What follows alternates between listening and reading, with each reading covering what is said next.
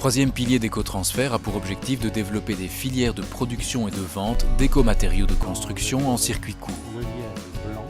Une méthodologie de sélection des matériaux a été développée et 8 écomatériaux ont été identifiés.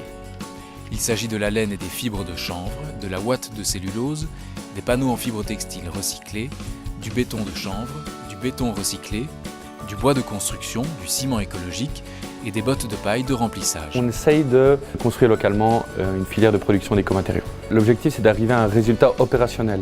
Et pour arriver à ce résultat, on est obligé de le confronter à des industriels et à des experts du terrain. Je ne sais pas si c'est arrivé, mais il me semble qu'il y a bientôt une filière de séparation de chaîne bois de fibres qui va créer le défibrage de la paille de chanvre. Il est, à mon avis, difficile de trouver des écomatériaux produits localement à l'heure actuelle. On a 4 à 5 usines qui produisent en Belgique des matériaux de construction écologique.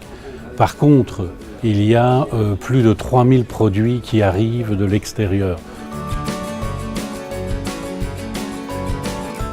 Il y a un marché relativement important pour l'éco-construction parce que les gens deviennent beaucoup plus sensibles à l'écologie. On est une société de gestion de patrimoine immobilier. Le projet Old Rich Village, ça suit une certification qui s'appelle les One Planet Communities.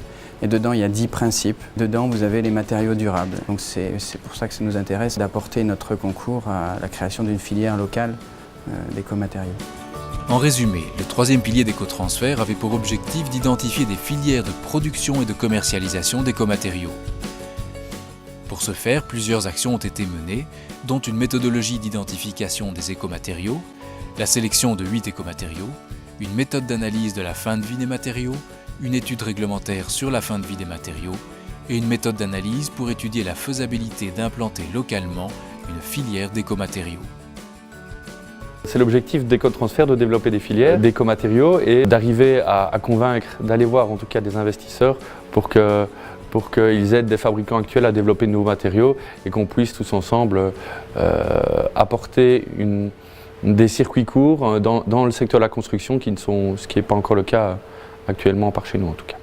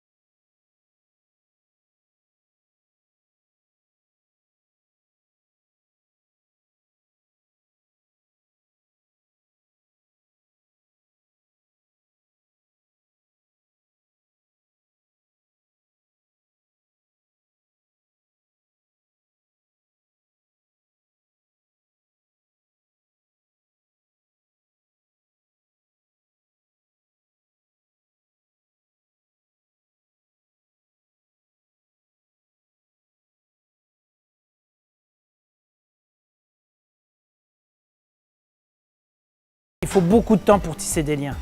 On voit que l'alchimie le prend, il faudra encore à mon avis 3-4 ans de travail pour vraiment bien structurer les choses. On voit qu'on est dans un schéma d'équilibre où on échange. Et c'est cet échange-là, cette mise en commun qui nous permettra d'être plus forts pour demain.